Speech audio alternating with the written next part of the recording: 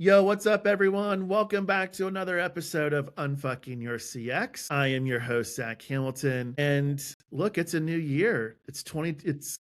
We've rung it in. It's Happy 2020. New Year. I know, happy new year. And quite frankly, I'm really excited about my conversation with Steve today. He's coming to us from UK. But what I really, when I started to dig into Steve and what he's going to bring to the table. Him and I were both kind of featured on a top 50 global list. So, Steve, congrats on that. And quite frankly, what I love about him is shares a similar mindset, but it's also simplistic. So, Steve, welcome to the hot seat. Thank you very much, Zach. I really appreciate you getting in contact with me. Yeah, I'm looking forward to the conversation.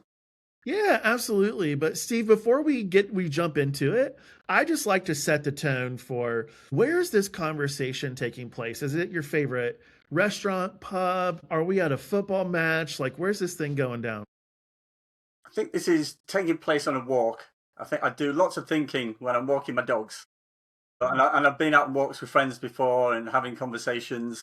Yeah, so I think that's a nice, relaxed place where your mind can wander a bit. And yeah, so you and I are on a walk. I live quite close to a really beautiful area of UK called the Cotswolds in the southwest of England. So I think, yeah, you and I are in the Cotswolds in the countryside. Beautiful. What kind of dogs do you have?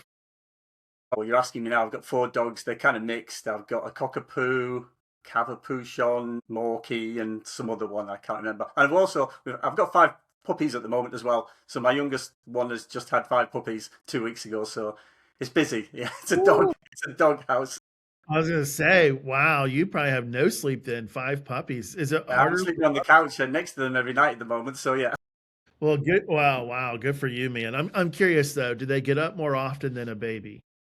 they go through the same stage. So in the beginning, babies' first few weeks or whatever are super quiet. They're just sleeping and recovering from the birth. We're exactly the same with puppies, but we're now just coming out of that now. The eyes are opening. They're making a lot more noise. So my life's been relatively quiet so far. It's going to get a lot busier though over the I was Christmas gonna period. say, dude, you're not gonna have much sleep. Steve, one, I love walking. I think that's when I do my best thinking as well. Matter of fact, there was a time when I was training for a marathon. I kept having all these ideas like pop into my head. And so I got to the point where I was pulling my iPhone out of my kind of pouch, like where it Yeah, was yeah. my arm pouch, because I was trying to take notes so I didn't forget. Well, now at this point, I don't even wear my Fitband anymore. I just carry my phone in my hand. And now I've I take, got so many voice notes, Zach. I've got so many voice notes, and I keep thinking I need to go back and listen to lots of them. But I'm like, I need to capture this because I know fine well my memory won't last the end of the walk to remember that great thought I had. So I'm completely with you. absolutely. But what's so interesting now is I like for the voice notes. I'll do the voice notes as well, and I started just to run them through ChatGPT just to keep them Oh, all yeah. kind of in sync. What I love is it doesn't put in brackets heavy breathing. It's asking, were you okay during this walk, Zach? Right? Steve, we got a lot in common. So it's gonna be a great conversation. When you really think about it, right? You've been around the discipline, the industry. You've been in the trenches. You've advised some great companies. What's one of those topics right now, just in our discipline in our industry, that is really making you just cringe? I think I've been thinking about this actually for probably about 5 or 6 years. I've had this thought going around my head. So fortunately, I think I came from working in a really rapidly growing entrepreneurial SME business. So I saw business firsthand and I saw all parts of it. And I worked on the customer service side of the business. And that's where I got my first interest in customer experience. But I saw business happening and I saw how all the dots joined together. And so I think I've always come at CX with the commercial mindset. And I know, I think anybody who's been on the podcast with you before, we're all in agreement about the essential need for commerciality in everything that we do. But what I've found is a lot of the roles that I've done is that, again, we're going to be completely frank here. I don't think the business generally understands what it wants to achieve from customer experience in the beginning. So I think that's a real challenge. And then when you're coming in as a CX professional, I think we come from all sorts of different disciplines, prior to this. So we all come at it from lots of different angles. So I think we've got a kind of a not a clear understanding, and this is obviously my experience, and I've generally, in fact, in every case, I've worked with businesses that are just starting their CX journey. So I've never been to a business that's, mature in the CX. So the business doesn't really understand what it wants to do. It's the CEO or somebody has heard about NPS, that they just generally want to be more customer centric, putting the customer at the heart of everything we do. The same things that as CX professionals we hear we just hear this all the time, but a lot of the time this is new to the business owner. But there isn't generally, I've never had it where they come in and say, we have this problem, commercial issue that we believe is a customer experience issue, and can you help us solve that? So long story short, I kept coming into these roles, and I'm seeing all sorts of commercial issues because I came from this entrepreneurial business, and I'm joining dots in my head, left, right, and center. But actually, say the business owner might only be interested in, we need to increase the NPS. And in my head, I'm just like, oh, Jesus Christ.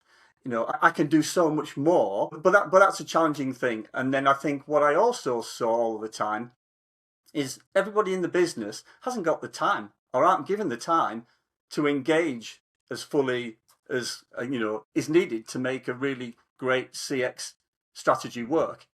So long story short, I'm just kind of thinking all of these thoughts in my head all the time, and I'm thinking about how do we need to simplify this. I need a simpler method, and I need something that's so simple that you can just tell the employees of the business what that message is, and then they will be able to understand that quickly. It's a generic principle that they can understand, and they can then start to own that, which again is a critical part of all of this. And again, as CX professionals, we'll see this all the time. Ownership. Without ownership, nothing goes forward. You can keep pushing and pushing as a CX professional as much as you like, but unless you get people buying into it. So simplicity and employee ownership of this. Yeah, I think you raised a really great point here because when I first had CX dropped into my hands when I was at Aaron's several years ago, you know, when I asked the question around, well, how do we even define customer experience? And this was my ongoing conversation with our CEO. He defined it as NPS. And he's like, look, I know we have an NPS score. I don't know what it is. I don't know if it's good. And I'm thinking in the back of my mind, well, negative NPS can't be very good. And he's like, I have no insight into customer feedback. Like I've never seen anything. So in his mind, it was really just around NPS, right? And this was probably 5 or 6 years after the Fred and Rob and team had kind of from Bain had released their book, and it was really starting to become like that question that topic that CEOs were talking about on the golf course, right? NPS in business. And I think, like you, one of the things that I believe we lost as a discipline is we allowed the industry to define customer experience for us, right? Because you went from NPS to CSAT to customer effort to trust now, right, is the new currency for everything.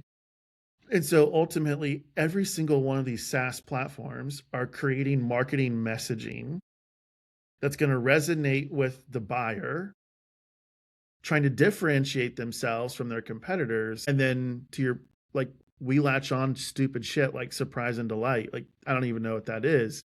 But but to your point, that becomes our strategy. And then Yeah, we wonder why our CEO, or our CFO, has us on the chopping block because we haven't commercialized it. Yeah, and I think the problem starts literally at the point of being hired for the job. And again, I've kind of been through it. I can get it. You want the job. If you're applying for a job, you want a job. Therefore, you're going through the process, and even during the interview process, I found generally that I'm talking about things that, and no disrespect to the people who are hiring, certainly don't understand it and shouldn't actually understand it to the depths that I do. But they literally have, like you say, a smattering of buzzwords that whether that's come from the CEO or somebody else, again, all well-meaning, but it has no depth to it. And therefore, you then come into a world, unfortunately, where it's very challenging, and your ability, and again, this, I know this has been spoken about endlessly by CX professionals and on your podcast, about, CX professional has a very limited ability to change things on their own. And you need that whole collaboration. And therefore, then I started looking into, the importance of incentives. Once I was made aware, I don't think, there's a Charlie Munger quote who talks about, look for the incentives. That'll tell you what's actually important. Where are the incentives? And I kind of latched onto that. And I was like, when I'm starting new roles, I'm asking the question of businesses, so where are you incentivized at the moment? Do those incentives align with the customer experience? No. You are on a hiding, and I've been on a hiding to nothing to try to then make as big a positive impact as I know that CX can in that environment. Yeah, I love this point too that you brought on, because that's always one of the pieces that, as I started to lead customer experience, and I work with so many clients who've kind of done this, is it's like, okay, we want people to buy in, right? We want people to drive this. Let's incentivize them. And then they make the NPS score or whatever leading vanity metric that you have. We incentivize off of that. And then what ended up happening at Aaron's is our frontline team just started to gamify, right? So every time that they would lease to a customer, it was, hey, the next, 24, 48 hours, you're going to get a survey. And then they would score beg for tens because they wanted to get their quarterly bonus or whatever it was. And so when you think about incentives, I think there's a right way to do it. And the way that I coach, I'd love to, your understanding is coach on the behaviors that the front line in your organization can control, not a score that you have to beg for. I think I've seen that 100%. And because I'm just thinking of CX all the time, I've had conversations with people. Anybody who asks me, it'd be really great if you gave me a 10. I almost feel like doing a lecture for half an hour about why that's not the right thing to do. But I guess my actual point in incentives has been, yes, I agree with what you're saying there, but when other incentives trump what you're trying to do, sales incentives generally, we need to hit this sales target. You're working for, Fortune 100, Fortune 500, whatever it's company, a public company. The key thing is about hitting those sales targets. Do not kid yourself in a million years that all of the things that you're trying to do from a customer perspective may well be kicked into touch until that number's hit, and then they kind of relax for a bit and then go from there. So I think that's the really challenging thing I've found, certainly, where there are incentives which, as I say, just trump anything that you want to do. And all of the great rhetoric and all of the brochures that talk about the customer being at the heart of everything might as well have never been written, because they're not being paid attention to at particular points in the year, every quarter, when the sales target needs to be hit. Yeah, it's the lip service we talk about. Steve, when you think about this, right, I'm sure there's a lot of listeners right now who are thinking, man, he's talking about my strategy or my program or my initiatives. This is exactly kind of the pitfall that I'm in. What's the first player tip to really help them unfuck this? So what I've got to, and this is my perspective, so I'm happy for it to be challenged, is coming back to that, trying to deliver the all-encompassing CX strategy. I don't believe works. I think it's nigh impossible, in my experience, to be able to influence as many people as you need to be able to get people on board and even have the time, to be honest. Again, my experience is everybody's so busy.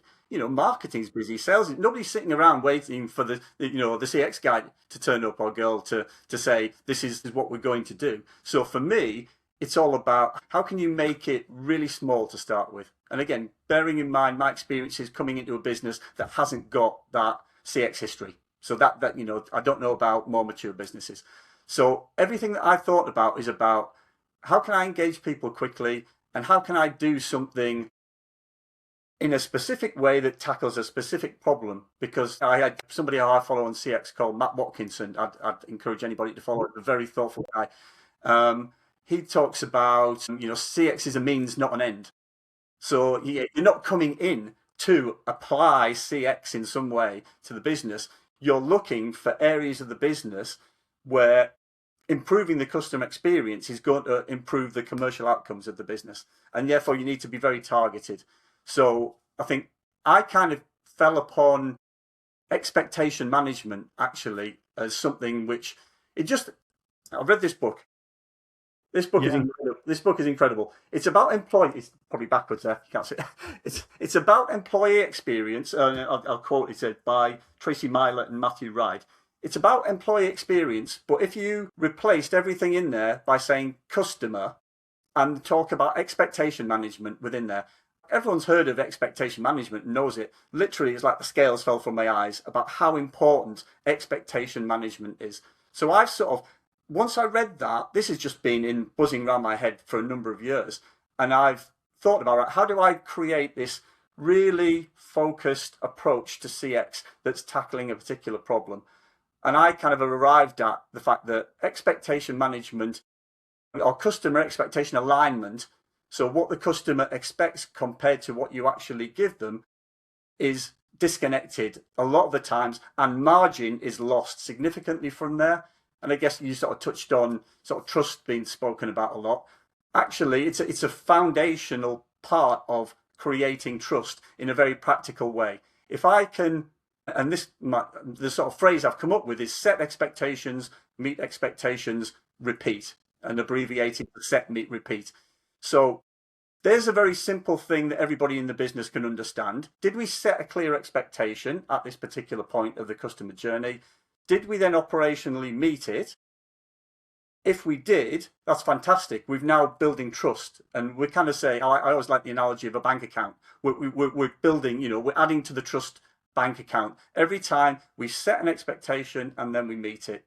Anytime that we don't meet it, we're withdrawing. And, everyone, I think, knows that sort of analogy. So that's kind of where I've really come to in my focus on what can I do that's CX, but it's a very narrow approach to CX that tackles maintaining margins and stopping margin being lost after the point of sale by not promising things that we can't deliver, not then the customer churning or the customer wanting compensation because we didn't give them what they thought. And also, I guess, critically, it's important to set an expectation as well. If we want to control expectations, the worst thing we can do as a business is not be very clear about what that is at the very beginning, because then every customer will have a very different opinion as to what they're expecting from you, and you've lost control of it. Yeah, I just think you nailed your player tips. But I'm with you. One of the questions that I like to ask Steve when I first start to engage really is, what is one metric that your organization must hit or must meet or exceed the next 90 days? Are you talking specifically about a CX metric or just a business metric? No.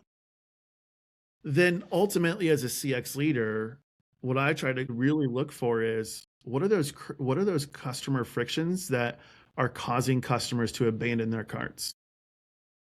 Yeah, What's going definitely. I mean, you're looking at the whole journey, aren't you? You're like, okay, what's the journey that the customer goes on Yeah, that ends up at that metric? Therefore, each part, again, linking back to that phrase of CX being a means, not an end.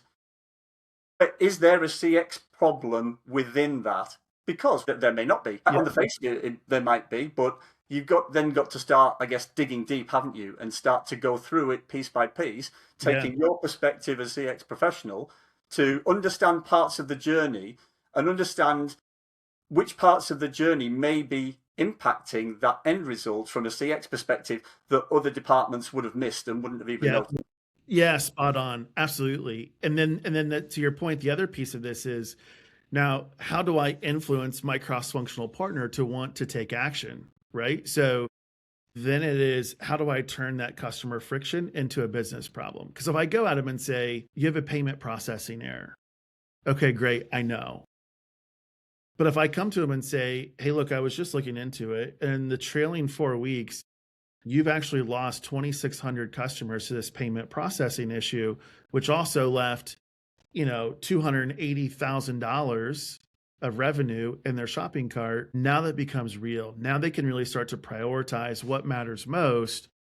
And I'm helping them win, which now, to your point, comes back to, I'm starting to create trust within the organization. Because let's just be frank, customer experience is not trusted in very many organizations. No, I think it gets, when it's brand new, because I've been in places which is brand new, it gets people are interested in it initially, but then if the results don't come, or you're being set up to fail inadvertently, then yes, the trust quickly goes. But I'm 100% with you. I learned these lessons in business, where I'm essentially running a customer service team in the travel industry, and I'm trying to influence. Customer service obviously sees a lot of the problems that are caused upstream. So I'm Yeah. trying to change the upstream, but almost on a kind of, we need to do this because it's good for the customer perspective initially. I'm coming too much from a customer when I'm naive to this, and then realize very quickly, actually probably not as quickly as I wished I had done, but it was important that I talk about numbers now. Yeah, because a lot of the time I found in that business, everybody just looked at the margins at the point of sale, Yeah. and nobody was paying enough attention to how much of that margin was lost further down by issues with expectation management or whatever that may be along there. So 100%, if you're not talking numbers, and business numbers that matter, you're not talking, are you? You might as well waste your breath. Or you're not I mean, wasting you're your breath. talking, but no one's listening to you, No, no. right? I think Well, that's you're undermining yourself, aren't you? You're undermining yourself as a professional because you're not bringing any value. absolutely. And I think that's a tremendous place for us to really wrap this up, Steve. If there's anyone who wants to go deeper with you in set, meet, and repeat, and how you've helped practitioners implement this, where can they find you? Yeah, you can find me on LinkedIn, Steve Medd, Medd. There aren't many of us. I've got a yellow background behind my head. You'll find me quickly. There's a download. I've got a website, setmeetrepeat.com, where you can find more information. Again, just to be transparent, this is kind of an embryonic stage at the moment, and I'm looking to kind of do some beta versions and work with people closely on this and test it. So if anybody is just interested in expectation management and customer alignment and thinks that they'd like to know more, I'd love to have a conversation. No pressure, no nothing. There's a free download there also. So setmeetrepeat.com. You can find more information about that. Yeah, very cool. And for all of our listeners, we'll link that in the newsletter. Steve, thank you so much. It's been a fantastic conversation. You're Come back to welcome the for hot that. seat soon. Yeah, lovely. Thank you. Take care. Bye bye. Cheers, man.